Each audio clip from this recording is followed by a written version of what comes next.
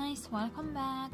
In today's video I want to talk with you about the shelf life of fresh cut flowers. You know, so many times it is happening that in our growing room an orchid which had a spike will fall down, either because we didn't take care of and we knocked the orchid over, either by an accident, like it has happened so many times for me.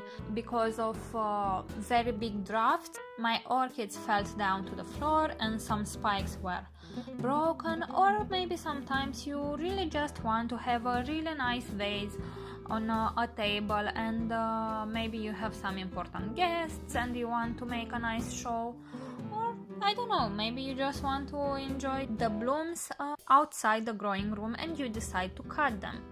So orchids are a relatively long-lasting flower when freshly cut, maintaining their fresh, waxy appearance anywhere from several days to several weeks.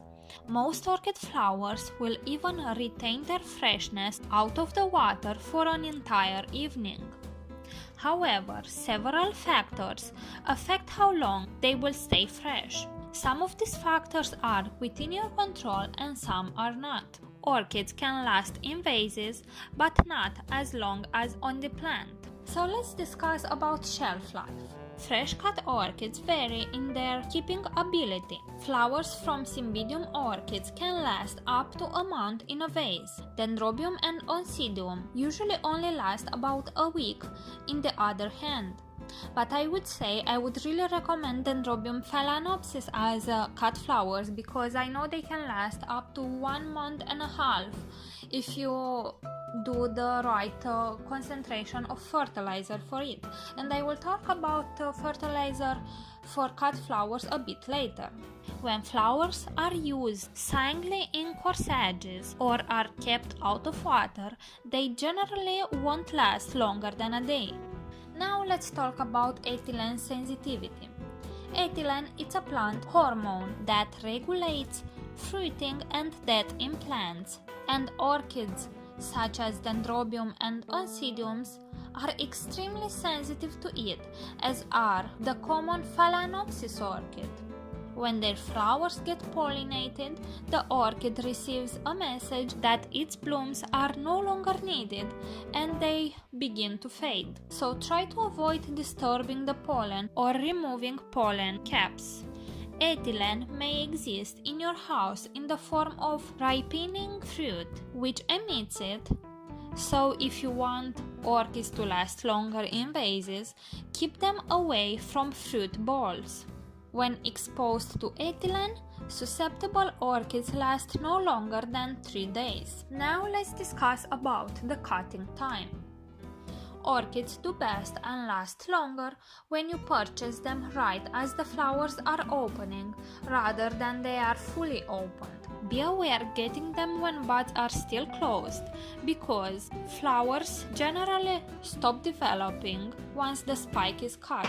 Instead, when choosing sprays of orchids on their own, or when choosing bouquets that contain them, or when you choose to cut yourself a spike from an orchid, look for branches that have at least 2 flower buds already opened. You can also ask the florist whether the orchid flowers have been pulse treated, which can extend shelf life and in some cases block ethylene sensitivity. Now let's talk about the storage of the blooms. Most orchids, once cut, can be stored at temperatures just above freezing without any damage. So don't worry if your cut flowers are in a cold storage when you buy them.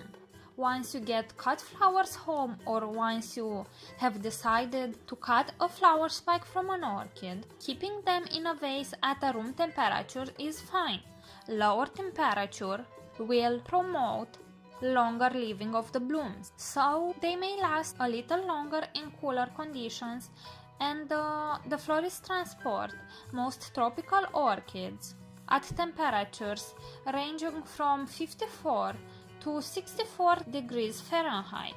Keeping them cooler may make them last a bit longer. So now let's talk about my Cattleya Iwanagara Apple Blossom Pink.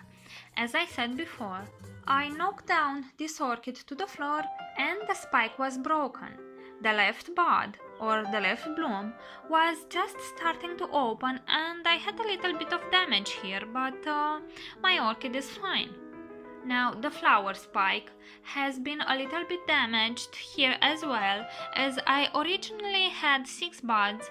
One get broke when it fell down and the other one, the little one, I suspect it will blast. So this flower from the right was still a bud like this one is now. And as you can see, the color of the blooms, it is still continuing to form, and the orchid looks rather pretty. It doesn't look as amazing as it would look on the orchid itself, but what can we do? Sometimes these things happen. And just to show to you in what I am keeping her in this type of thingy that came from Dendrobium phalaenopsis, which I have received on the Women's Day. And let me do something. And I have sterilized it, and I have placed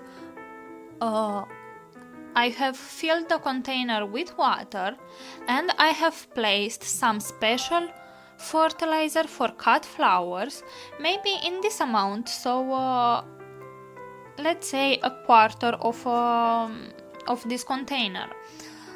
Maybe that would mean maximum half of a teaspoon of fertilizer.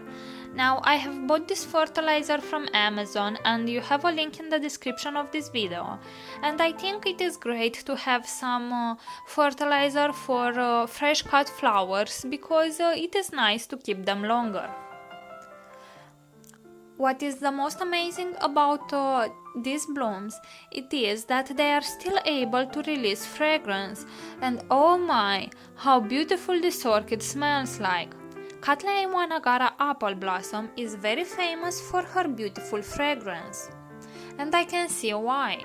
It smells like freesias, and it is not a powerful scent, it is kind of mild, but it is very enjoyable, and it is incredibly nice to have such a blooms on your desk.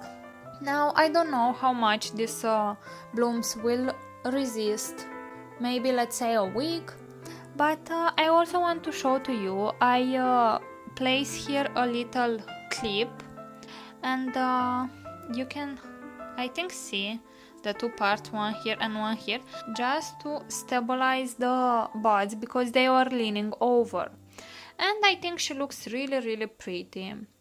So okay guys, if you have enjoyed this video, please give it a like, and if this is the first time you are watching a video on my channel, please consider subscribing to it so you can stay up to date with all my orchid videos.